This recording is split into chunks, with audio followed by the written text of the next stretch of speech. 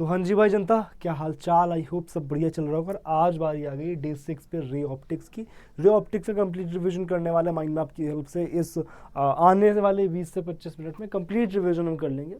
और फिर से मैं आपको बता दूं कि जिस तरह की कमेंट्स, जिस तरह से आप सपोर्ट कर रहे हो इस सीरीज़ को लगातार करते रहें। जैसे ही आप इस लेक्चर को कंप्लीट कर लें, कमेंट सेक्शन में ज़रूर जाकर के लिखें that day 6 challenge completed, so that मुझे और आप दोनों को एक डायरेक्शन मिले कि हाँ, हमें इस पर्टिकुलर डायरेक्शन में जाना है और लगातार हर एक लेक्चर बाई लेक्चर किस तरह से चीज़ों को कवर करते हुए चलना है। ठीक है साहब, ओके। आज और स्टार्ट करते हैं हमारे रे ऑप्टिक्स के रिविजन को। जिस तरह से यूजुअली हम स्टार्ट करते हैं, सबसे पहले बीचों बीच डालेंगे रे ऑप्टिक्स का रिवीजन करने जा रहे हैं। रे ऑप्टिक्स के जो बेसिकली ब्रांचेस है, सबसे पहले हम रिफ्लेक्शन की बात कर रहे होंगे। और रिफ्लेक्शन में प्लेन मिरर के लिए बहुत सारी चीज़ें इस तरह की भी होंगी जो मैं ओरली आपको बताते हुए चलूंगा, रिवाइज कराते हुए चलूंगा। इनको लिखने की आवश्यकता नहीं होगी। जैसे सबसे पहले मैं अगर बात करूँ, रे ऑप्टिक्स में मिरर्स आते हैं ना, या रिफ्लेक्शन की अगर बात करूँ, है ना, तो रिफ्लेक्शन में सबसे पहले क्या आते हैं? रिफ्लेक्शन में सबसे पहले आते हैं मिरर। तो मिरर में सबसे पहले जो बात होती है प्लेन मिरर की। प्लेन मिरर में हमें एक चीज़ याद रखनी होती है, ठीक है। मैं चलो लिख भी देता हूँ इन चीज़ों को कि प्लेन मिरर में हमारे पास जो डिस्टेंस ऑफ ऑब्जेक्ट होता है that is equals to distance of image, और हमारे पास velocity of object is equals to velocity of mirror भी होता है। इसको मुझे ज़्यादा अच्छे से इस तरह से लिखना चाहिए that velocity of object with respect to mirror that is equals to velocity of image with respect to mirror. ये हमारे लिए प्लेन मिरर के लिए सबसे काम की चीज़ें होती हैं, ठीक है सर। उसके बाद क्या आता है? उसके बाद आता है इसमें एक पर्टिकुलर कुछ चीज़ें जो इस तरह की होती हैं, जहाँ पर जैसे हमारे पास सबसे पहले आता है field of view. Field of view किस तरह से कैलकुलेट करते हैं? फील्ड ऑफ व्यू वो चीज़ होती है जब हमारे पास इस तरह से मिरर रखा होता है और उसके सामने अगर ये हमारा ऑब्जेक्ट रखा हुआ है, तो फील्ड ऑफ व्यू वो डोमेन होता है, वो रीजन होता है जहाँ पर हम उस ऑब्जेक्ट की इमेज को देख सकते हैं। तो अगर मैं यहाँ से रिफ्लेक्शन कराता हूँ, तो इस तरह से जब रिफ्लेक्शन होता है तो ये रेज हमारी रिफ्लेक्ट हो जाती हैं। अब जितनी रेंज में हमारे पास ये जो इमेज है इसकी वो दिखती है, that is called field of view. तो आप दोनों एंड से हमारे पास रिफ्लेक्शन कराएंगे और इन दोनों एंड्स पर हमारे पास, ध्यान से देखो, यहाँ पर हमारे पास इमेज बन रही होती है और इन दोनों एंड्स पर हमारे पास इस तरह से हमारे पास फील्ड ऑफ व्यू देखने को मिलता है। ठीक है साहब, ओके, बहुत बढ़िया, यहाँ तक की बात समझ आती है। फिर हमारे पास आता है इंक्लाइन प्लेन मिरर्स। क्या होता है? Two incline plane mirrors. तो टू इंक्लाइंड प्लेन मिरर्स में से हमारे पास अगर इस तरह के मिरर्स हैं दो, तो इंक्लाइन प्लेन मिरर में अगर हमारे पास पूछ लिया जाता है नंबर ऑफ इमेजेस कितनी बनती हैं, नंबर ऑफ इमेजेस मतलब हमारे पास इस तरह से लाइट गिरी, रिफ्लेक्ट हुई, इधर उधर गई, कितनी टोटल नंबर ऑफ इमेजेस बनती हैं? तो नंबर ऑफ इमेजेस जो टोटल बनती हैं वो बनती हैं n is equal to 360 by theta, 360 degree by theta. Theta से आप डिवाइड करा दो, आपको नंबर ऑफ इमेजेस जो है वहाँ पर मिल जाएंगी। ठीक है सर जी, ओके। तो यहाँ मतलब प्लेन मिरर में बहुत कुछ खास चीज़ें पूछी नहीं जाती। मेन चीज़ आती है हमारे पास स्फेरिकल मिरर्स में। कहाँ आती है? मेन चीज़ आती है हमारे पास स्फेरिकल मिरर्स। तो स्फेरिकल मिरर्स में हमारे पास दो चीज़ें होती हैं। सबसे पहले हमारे पास होता है कॉनकेव मिरर और हमारे पास दूसरा होता है कॉन्वेक्स मिरर। हाँ sir, convex and concave, convex ये हो गया, ठीक है। कॉनकेव मिरर में हमारे पास हमें एक चीज़ क्या पहले तो मिरर में ही हमें क्या याद रखना होता है? मिरर में हमें याद रखना होता है कि कोई भी अगर हमारे पास मिरर दिया गया है तो उस मिरर में हमारे पास ये होती है प्रिंसिपल एक्सिस, यहाँ पर होता है उसका पोल, फिर होता है यहाँ पर फोकस, फिर होता है सेंटर ऑफ कर्वेचर। ये चीज़ हमें याद रखनी होती है। हाँ सर, याद रखनी होती है, ठीक है, सिंपल। फिर हमें इसमें ये याद रखना होता है कि कहाँ पर ऑब्जेक्ट रखा होता है तो कहाँ पर इमेज बनती है। अगर हमारा ऑब्जेक्ट इन्फिनिटी पे रखा है तो इमेज कहाँ बनेगी? फोकस बनेगी। फिर अगर हमारा ऑब्जेक्ट जो है वो इन्फिनिटी और सेंटर ऑफ कर्वेचर के बीच में रखा है तो हमारे पास जो इमेज बनती है वो फोकस और सेंटर ऑफ कर्वेचर के बीच में बनती है। फिर उसके बाद अगर हमारे पास सेंटर ऑफ कर्वेचर पे ऑब्जेक्ट बनता है, तो रखा हुआ होता है, तो वहाँ पर हमारी जो इमेज बनती है वो हमारी सेंटर ऑफ कर्वेचर पे बनती है। ये वो पॉइंट होता है जब हमारे पास अब से, क्योंकि अभी इमेज और ऑब्जेक्ट बराबर बन रहे होते हैं सेंटर ऑफ कर्वेचर पर, लेकिन जैसे ही ऑब्जेक्ट जो है वो सेंटर ऑफ कर्वेचर से अंदर जाता है, अब इमेज छोटी होनी शुरू होती है। अब ऑब्जेक्ट जो है बड़ा होता है, इमेज छोटी होती है।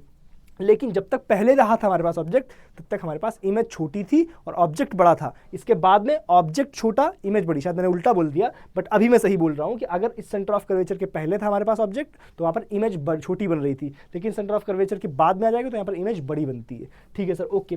और ध्यान रखना, जब तक हमारे पास जो ऑब्जेक्ट है वो फोकस के पहले तक है, फोकस के पहले तक जब तक ऑब्जेक्ट है तब तक इमेज रियल बनती है और उल्टी बनती है। लेकिन जैसे ही फोकस के अंदर आता है तो हमारे पास जो इमेज बनती है वो सीधी बनती है, जो इरेक्ट बनती है, और हमारे पास वो वर्चुअल बन रही होती है और बड़ी भी बन रही होती है in the case of concave mirror. लेकिन कॉन्वेक्स मिरर में उल्टा होता है। कॉन्वेक्स मिरर में ऐसा नहीं होता है। कॉन्वेक्स मिरर में फोकस भी इधर होता है और सेंटर ऑफ कर्वेचर भी इधर होता है।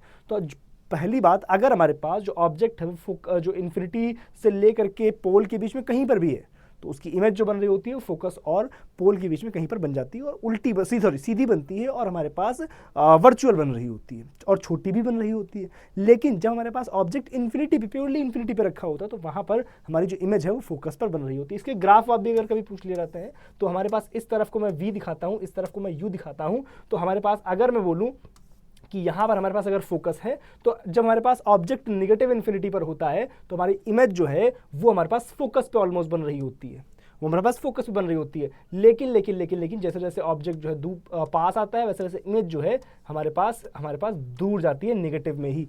और हमारे पास जैसे ही फोकस को क्रॉस करता है, फोकस वाली लाइन है, जैसे ही फोकस को क्रॉस करता है वैसे ही हमारे पास जो इमेज है वो हमारे पास सीधी बनने लग जाती है और सीधी बनने लग जाती है और वर्चुअल बनने लग जाती है। तो उसका ग्राफ जो है कुछ इस तरह का आता है, यहाँ पर उसका ग्राफ जो है कुछ इस तरह का आता है। और हमारे पास मिरर जो हमारा लेंस बनेगा अभी कॉन्वेक्स लेंस जो बनेगा उसमें भी कुछ इसी तरह का ग्राफ हमें देखने को मिलता है। ठीक है सर जी, ओके।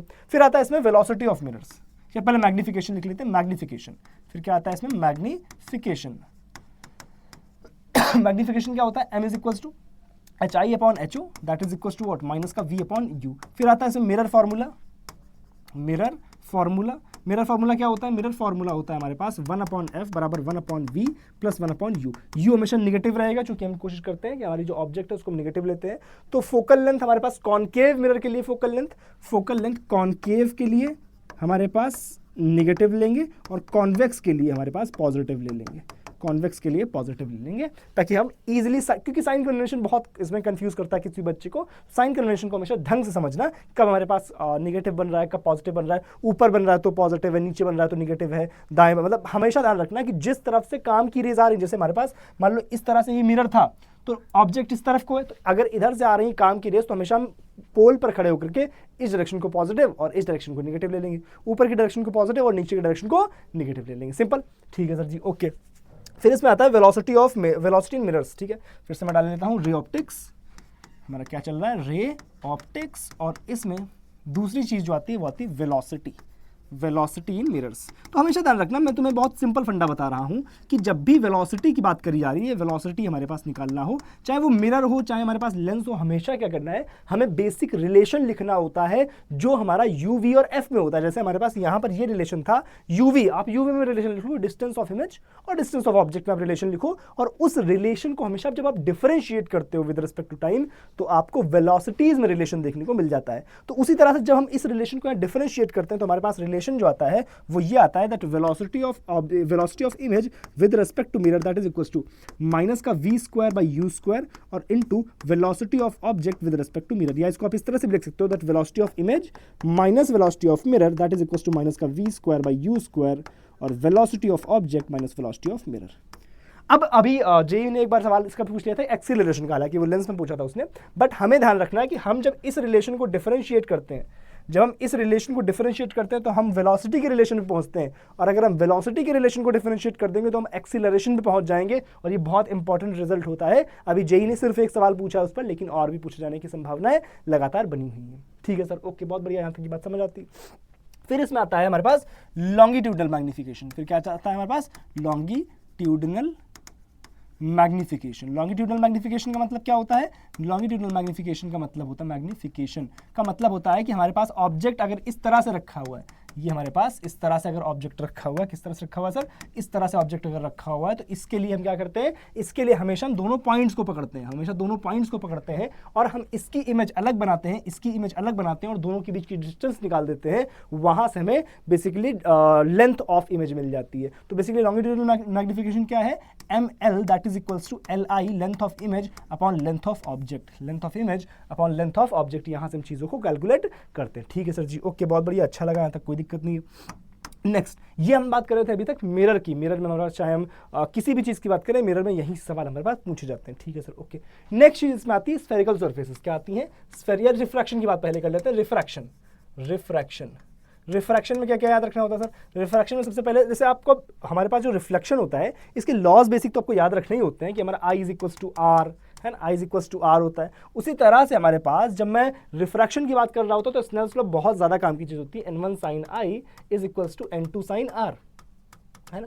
N2 sin R। फिर यहाँ से हम N1 और N2 में रिलेशन देखना शुरू करते हैं। सबसे पहला हमारे पास क्या आता है, V is equal to what, C upon N, मतलब यहाँ से मैं C अपॉन N है ना, V is equal to C upon N, यहाँ से मैं लिखता हूँ V1 by V2 that is equal to N2 by N1, N2 by N1। और V इज इक्वल टू हमारे पास दूसरा रिलेशन क्या होता है, V इज इक्वल टू, चलो यही ये हमारे पास बहुत काम की चीज़ है, बाकी तो हम वेव्स में पढ़ ही रहे होते हैं। ठीक है सर, ओके, बहुत बढ़िया, ये बात अपने को समझ आ जाती है। ठीक है, नेक्स्ट इसमें आता है हमारे पास एपरेंट डेप्थ, रिफ्रैक्शन में ही आता है हमारे पास एपरेंट डेप्थ। नेक्स्ट क्या आता है, नेक्स्ट आता है एपरेंट डेप्थ। एपरेंट डेप्थ क्या होती है, एपरेंट डेप्थ अगर हमारे पास इस तरह से हमारे पास दो मीडियम है, ये N1 है, ये N2 है, हमारे पास ये ऑब्जेक्ट रखा हुआ है, इसमें तो हम खैर उल्टा ले लेते हैं। हमेशा ध्यान रखना है N1 N2 को हम किस तरह से डिफाइन कर रहे होते हैं कि N1 उस वाले मीडियम का रिफ्रैक्टिव इंडेक्स होता है जहां से रे आ रही होती है, और N2 उस वाले मीडियम का रिफ्रैक्टिव इंडेक्स होता है जहां पर रे जा रही होती है। तो हमारे पास अगर ऑब्जेक्ट यहाँ पर रखा है तो हम इसको मान लेते हैं N1 और बाहर वाले को मान लेते हैं N2। तो यहाँ से जब रे इस तरह से हमारे पास कहीं भी बाहर निकल रही होती है, मान लो ये रे गई इस तरह से हमारे पास मुड़ गई, तो ऑब्जेक्ट हमें कहीं और दिखाई दे रहा होता है।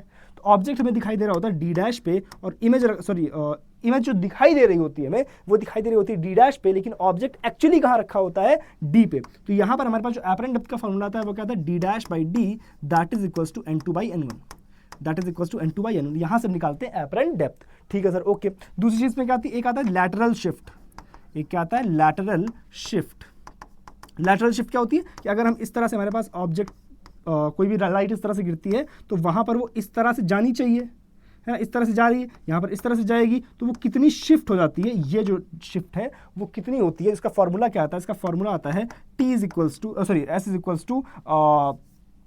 इज इक्वल्स टू हमारे पास का जो फॉर्मूला बनता है वो बनता है हमारे, पहले तो हम इसमें लैटरल शिफ्ट की बात कहाँ से आ गई, शिफ्ट फ्रॉम अ स्लैब पहले लिख लेते हैं, है ना, shift from a slab, shift from a slab, है ना, या इस तरह वाला, इस तरह से, है ना, पहले ये चीज़ हमारे लिए ज़्यादा ज़रूरी है। तो जब हमारे पास ऑब्जेक्ट यहाँ रखा होता है इस तरह से जाती है तो ऑब्जेक्ट हमारा कुछ शिफ्ट हो जाता है, एस कितना आता है, एस आता है T1 minus 1 upon mu, T is equal to what, S upon S is equal to T1 minus 1 upon mu, ये होती है हमारे पास शिफ्ट फ्रॉम अ स्लैब। ठीक है सर, ओके। हालांकि जो मैं लैटरल शिफ्ट की बात कर रहा था, लैटरल शिफ्ट का पूरा प्रूफ इन जनरल आप लिख सकते हो, वो बहुत लंबा सा एक फॉर्मूला आता है, मैं उसको बाद में दिखा दूंगा एग्जैक्टली, क्योंकि वो उसका पूरा प्रूफ करना पड़ेगा। ठीक है, क्योंकि एग्जैक्टली फॉर्मूला इन जनरल लोग याद नहीं रखते, उसका पूरा प्रूफ ही करते हैं। ठीक है, ओके सर, ठीक है, बहुत बढ़िया, ये बात अपने को समझ आ गई, शिफ्ट फ्रॉम अ स्लैब हो गया। ठीक, ओके। नेक्स्ट इसमें आता है हमारे पास, हम किसकी बात क्या लिख रहे थे, रे ऑप्टिक्स डालते हुए चलेंगे यहाँ से, रे ऑप्टिक्स। ठीक है, मैं कोशिश ही करता हूं कि जल्दी से, कोशिश मेरी हमेशा ये रहती है जल्दी से सारे फॉर्मूले जो है आपके रिवाइज हो जाए, कम से कम टाइम में आपका लूं। तो आप कोशिश ये करो जितनी रफ्तार मैं लेके चल रहा होता हूं उतनी ही रफ्तार में अगर आप रिवाइज कर लो तो आप क्वेश्चन प्रैक्टिसिंग में ज़्यादा से ज़्यादा टाइम दे पाओगे। वो चीज़ बहुत ज़रूरी हो जाती है आपके लिए, क्वेश्चन प्रैक्टिसिंग बहुत ज़रूरी, क्योंकि फॉर्मूले आपको मैक्सिमम 15 से 20 मिनट में रिवाइज कर लेने, दैट इज़ द लिमिट उतनी ही होती है। ठीक है, नेक्स्ट चीज़ क्या आती है, नेक्स्ट आती है हमारे पास spherical refraction. Spherical refraction, spherical refraction में क्या होता है, स्फेरिकल रिफ्रैक्शन में क्या होता है सर, इसका एक ही फॉर्मूला होता है N2 by V minus N1 by U that is equal to N2 minus N1 by R, ये होता है हमारे पास स्फेरिकल रिफ्रैक्शन। ठीक है सर, ओके। इसके बाद आता है हमारे पास लेंस, इसके बाद क्या आता है, इसके बाद आता है लेंस। लेंस में सबसे पहले क्या आता है, lens maker formula which is what, 1/f बराबर 1/v plus 1/u, sorry minus 1/u, है ना। और इसके बाद हम जब जाते हैं इससे मैग्नीफिकेशन पे, तो मैग्नीफिकेशन क्या आ जाता है, HI/HO that is equals to V/u, that is equals to V/u। ध्यान रखना कब हमारे पास किस में प्लस होता है, मिरर में क्या होता है, प्लस होता है माइनस होता है, लेंस में क्या होता है, प्लस होता है माइनस होता है, ये चीज़ ध्यान रखते हुए चलना है अपने को। ठीक है सर, ओके। इसके बाद हमारे पास लेंस का जो दूसरा फॉर्मूला आता है 1/f is equal to 1/v, ये बेसिकली ये शॉर्ट फॉर्म होता है लेंस मेकर फॉर्मूला का, लेकिन इसका जो ब्रॉड फॉर्मूला होता है वो क्या होता है, इसका जो ब्रॉड फॉर्मूला है दैट इज 1/f बराबर व्हाट, μ2 माइनस μ1 या N2 बाई N1 माइनस 1 और ब्रैकेट में 1/r1 माइनस 1/r2, ये होता है ब्रॉड फॉर्मूला लेंस मेकर का, है ना, वो बस एक शॉर्ट फॉर्म ही है ना। ओके सर, ठीक है। यहाँ पर N1 किस मीडियम का रिफ्रैक्टिव इंडेक्स है, लेंस अगर इस तरह से रखा हुआ है, लेंस अगर इस तरह से रखा हुआ है तो लेंस का रिफ्रैक्टिव इंडेक्स N2 मानते हैं, बाहर का रिफ्रैक्टिव इंडेक्स N1 मानते हैं। तो उसमें बहुत सारे इस तरह के सवाल दिए जाते हैं कि हमारे पास एक पर्टिकुलर मीडियम में हमसे बोल दिया गया कि इतनी फोकल लेंथ है एक पर्टिकुलर लेंस की, बताओ दूसरे पर्टिकुलर मीडियम में जिसका रिफ्रैक्टिव इंडेक्स इतना है उसमें कितनी होगी इसकी फोकल लेंथ। तो कंपैरिजन इस तरह से इनका कराया जाता है, तो वो भी अपने को याद रखना होता है। ठीक है साहब, ओके, बढ़िया बात समझ आ गई यहाँ तक। नेक्स्ट क्या आता है, नेक्स्ट आता है हमारे पास लेंस में हम जो इमेजेस है वो किस तरह से बना रहे होते हैं। तो पहला हमारे पास वही कॉनकेव, पहले कॉन्वेक्स लिख लेते हैं, फिर हमारे पास कॉनकेव लिख लेते हैं, है ना। जो कॉन्वेक्स के केसेस होते हैं वो ऑलमोस्ट उसी तरह के होते हैं जैसे हमारे पास कॉनकेव मिरर और कॉन्वेक्स लेंस, इनके केसेस जो होते हैं सिमिलर होते हैं। लेंस किस तरह से बनता है, इस तरह का लेंस हमारे पास बनता है, ये फोकस हो गया, ये 2f हो गया। इसमें c से थोड़ी दिखाते हैं, इसमें तो 2f से दिखाते हैं। यहाँ हमारे पास फोकस हो गया, इधर 2f हो गया। तो सेम चीज होती है कि अगर हमारा ऑब्जेक्ट जो है वो इन्फिनिटी पे रखा हुआ है तो हमारी इमेज जो है वो फोकस पे बनेगी यहाँ पर। फिर ऑब्जेक्ट जो है वो अगर इन्फिनिटी और 2f के बीच में है तो इमेज जो है वो बनेगी फोकस और 2f के बीच में, छोटी बनेगी, उल्टी बनेगी। फिर अगर ऑब्जेक्ट 2f पे आता है तो इमेज भी हमारी 2f पे आ जाती है, सेम लेंथ की हो जाती है। फिर ऑब्जेक्ट अगर 2f और फोकस के बीच में है तो इमेज जो है वो 2f और इन्फिनिटी के बीच में बन जाती है और उल्टी बनती है, बड़ी बनती है। फिर अगर ऑब्जेक्ट जो फोकस पर है, जो इमेज जो है वो इन्फिनिटी पे बनती है और हमारे पास बहुत बड़ी बनती है। इसका ग्राफ जो है किस तरह से बनता है, जैसे मैंने ये दिखाया था, सेम ग्राफ हमारे पास बनता है। इधर v है, इधर u है और ये हमारे पास फोकल लेंथ वाली लाइन है। इसको मैं दूसरे कलर से दिखा देता हूँ। ये हमारी फोकल लेंथ वाली लाइन है। अगर तो हमारे पास ग्राफ जो है वो इस तरह का आता है कि सबसे पहले इमेज अगर इस तरह से थी तो वही सेम ग्राफ जो मैंने अभी वहां बनाया था, वही सेम ग्राफ यहाँ पर बनता है। इस तरह का ग्राफ हमारे पास 2-3 बार इस पे सवाल पूछ लिया गया है। ठीक है सर, ओके, बढ़िया, यहाँ तक की बात समझ आ गई। नेक्स्ट क्या है, नेक्स्ट इसमें है वेलोसिटी इन लेंस। तो वेलोसिटी इन लेंस फिर से वही चीज, आप इस फॉर्मूले को जब डिफरेंशिएट करोगे तो आपके पास वेलोसिटी आएगी। वहां पर जो वेलोसिटी आई थी उसमें एक माइनस साइन आया था, अगर आपको याद हो।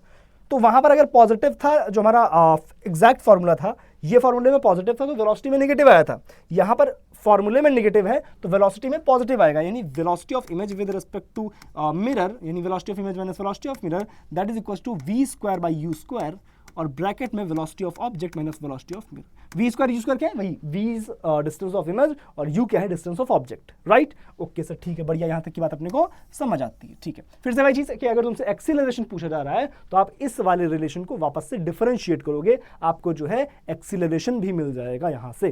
ठीक है सर जी, ओके, हमने वेलोसिटी भी लिख ली हमारे लेंस में। ठीक है, ओके, तो ये सवाल से पूछा जाता है। दूसरा आता है इस पर power in a lens. Power कितनी होती है, power is equal to what, p is equal to 1/f। Power होता है हमारे पास p is equal to 1/f। फिर उसके बाद आता है कॉम्बिनेशन ऑफ लेंस। चलो उसको मैं अगले पेज पे कर लेता हूँ। नेक्स्ट आता है इसमें रे ऑप्टिक्स में, नेक्स्ट आता है इसमें कॉम्बिनेशन ऑफ लेंस। तो कॉम्बिनेशन ऑफ लेंस में हमारे पास क्या होता है, 1/f बराबर व्हाट, 1/f1 प्लस 1/f2, या आप इस फॉर्मूले को ऐसे भी लिखा सकते हो that p nought is equal to what, p1 plus p2। This is हमारे पास कॉम्बिनेशन का फॉर्मूला। फिर आता है इसमें सिल्वरिंग ऑफ लेंस। सिल्वरिंग, इस पे भी सवाल आते हैं। सिल्वरिंग ऑफ लेंस में क्या होता है, सिल्वरिंग ऑफ लेंस में होता है 1/f इक्विवेलेंट, जो टोटल फोकल लेंथ होती है that is equal to what, 1/f equivalent that is equal to 2 focal length of lens, sorry 2 focal length of lens minus 1 focal length of mirror, ये हमारे पास formula आता है। उसको उल्टा कभी किसी किताब में उसको उल्टा भी लिखा होता है कि 1 focal length of mirror minus 2 focal length of lens. तो इस तरह से भी हमारे पास फॉर्मूला जो है लिखा होता है, तो अपने को कोई कंफ्यूज होने की आवश्यकता नहीं है। ठीक है, क्लियर यहाँ तक? आई होप ये बात समझ आ गई होगी। कमेंट सेक्शन आप लगातार यूज करते रहो और ये चीज लिखते रहो। जैसे ही आप लेक्चर कंप्लीट कर लोगे आप लिखोगे डे 4 चैलेंज या डे 6 चैलेंज कंप्लीटेड। ठीक है सर, ओके, सिल्वरिंग हो गई, कॉम्बिनेशन हो गया, ओके। इसके बाद आती है कटिंग ऑफ लेंस। कटिंग में क्या होता है, कटिंग में हमारे पास अगर इस तरह से हमारे पास एक लेंस है, इसको हम 2 तरह से काट सकते हैं, एक तो ऐसे। अगर हम 1 के थ्रू काट रहे हैं, इस लाइन के थ्रू काट रहे हैं, तो उसकी फोकल लेंथ नहीं चेंज होती, f में नो चेंज होता है। लेकिन अगर मैं ऐसे काट रहा हूं तो इस दूसरे एक्सिस के अबाउट काट रहा हूं तो फोकल लेंथ जो है वो चेंज हो जाती है, और आप खुद सोच सकते हो कि अगर यहाँ पर हमारे पास 1/r प्लस 1/r 2/r बन रहा था तो यहाँ पर एक r जो है वो खत्म हो जाएगा। एक r जैसे ही हमारे पास खत्म हो जाएगा, यहाँ पर हमारे पास जो फोकल लेंथ है वो भी आधी हो जाएगी, फोकल लेंथ हमारे पास चेंज हो जाएगी। ठीक है सर, ओके। एक बार चेक करना, इसको सॉल्व करके प्रॉपर देखना फोकल लेंथ आधी होगी या डबल होगी, कमेंट सेक्शन में बताना मुझे, ठीक। ये आप क्रॉस चेक करना, ठीक, ओके सर, ठीक। नेक्स्ट चीज क्या आती है, नेक्स्ट आता है इसमें प्रिज्म। नेक्स्ट आता है प्रिज्म में हमारे पास सबसे इंपॉर्टेंट जो फॉर्मूला बनता है वो क्या होता है, इसके रिफ्रैक्टिव इंडेक्स का, n is equal to what, sine a plus delta m by 2 upon sine a by 2। आधा प्रिज्म तो यहीं से सवाल पूछ लेता है, फिर इसके जो बेसिक फॉर्मूले, i is equal to what, i is equal to a plus delta m by 2 जो है यहां से निकलता है, ये आता है हमारे पास। और दूसरा हमारे पास आता है a is equal to what, r1 plus r2, ये फॉर्मूला बनता है। ठीक है सर जी, ओके। दूसरा हमारे पास बनता है जो हमारे पास ये हो गया और ये हो गया। दूसरा जो हमारे पास बनता है वो बनता है थिन प्रिज्म के लिए, थिन प्रिज्म के लिए क्या बनता है, थिन प्रिज्म के लिए बनता है n is equal to what, sorry delta is equal to what, n-1 और बाहर a। और इस पे दो प्रिज्म मिला करके बहुत सारे सवाल पूछे जाते हैं कि अगर मुझे नो डेविएशन चाहिए, दो प्रिज्म के थ्रू नो डेविएशन अगर मुझे चाहिए तो मुझे दो प्रिज्म इस तरह से लगाने हैं, किस तरह से कि उनका n1-1 और बाहर a1 बैलेंस कर ले दूसरे वाले के n2-1 बाहर a2 को, तो हमारे पास नो डेविएशन कंडीशन जो है वो बन जाती, नो डेविएशन कंडीशन जो है बन जाती। ठीक है सर जी, ओके, बहुत बढ़िया, यहाँ तक की बात अपने को समझ आ गई। Okay, now just a second, है ना, इसको मैं थोड़ा सा इधर कर देता हूँ ताकि जगह और बन जाए इसी में। ठीक है सर जी, ये बात समझ आ गई। ओके, नेक्स्ट इसमें लास्ट क्या आता है? लास्ट आता है हमारे पास, इसमें आता है डिस्पर्जन। डिस्पर्जन में क्या होता है? डिस्पर्जन मतलब लाइट का अपने कलर्स में टूटना, लाइट का अपने कलर्स में टूटना। तो हमें ध्यान रखना है कि इसमें जो एंगुलर डिस्पर्जन होता है हमारे पास, एंगुलर डिस्पर्जन को हम थीटा से दिखाते हैं, थीटा। तो हमें ध्यान रखना है कि जो डिस्पर्सिव पावर होती है, सॉरी डिस्पर्सिव पावर, ये क्या होती है हमारे पास? Theta V minus theta basically rad divided by theta one, या एक सेकंड, हाँ, थीटा वाई माइनस वन। यहाँ से हम दिखाते हैं हमारे पास कुछ गड़बड़ लिखा है मैंने, नहीं सॉरी गड़बड़ लिख दिया, यहाँ डेल्टा है, डिस्पर्सिव पावर में यहाँ डेल्टा होता है, sorry, delta Y minus delta, यहाँ पर हमारे पास वॉयलेट और रेड का माइनस, और डेल्टा वाई माइनस वन, ये होती है डिस्पर्सिव पावर, इसको बोलते हैं डिस्पर्सिव पावर। और ये हमारे पास फॉर्मूला बनता है जो प्रिज्म में डिस्पर्जन का। ठीक है सर, ओके, तो यहां तक हमने बात करी है कंप्लीटली, चाहे वो रिफ्लेक्शन की बात करें, चाहे हम रिफ्रैक्शन की बात करें, चाहे हम प्रिज्म की बात करें, हर चीज की हमने बात कर ली है। अब बारी आती है कमेंट्स की। ऑप्टिकल इंस्ट्रूमेंट्स के लिए हम एक अलग से क्लास करेंगे, तो डोंट वरी, उस पर परेशान होने की जरूरत नहीं है। ठीक है सर, ओके, बढ़िया, यहां तक की बात समझ थी। कमेंट क्या करना है? डे 6 चैलेंज कंप्लीटेड, अभी जाओ कमेंट सेक्शन में लिख देना। ठीक है, और सीरीज अगर आपको पसंद आ रही तो लगातार आप कमेंट्स करते रहो। जिस भी तरह से आप कमेंट्स करते हो ना, वो मुझे बहुत खुशी देता है कि यार मतलब जो चीज़ जो मैं करना चाह रहा हूँ, जो छोटी सी मुहिम में चला रहा हूँ, एटलीस्ट वो कुछ बच्चों तक तो पहुँच पा रही है। ठीक है साहब, मिलते हैं डे 7 पे, तब तक के लिए बाय बाय।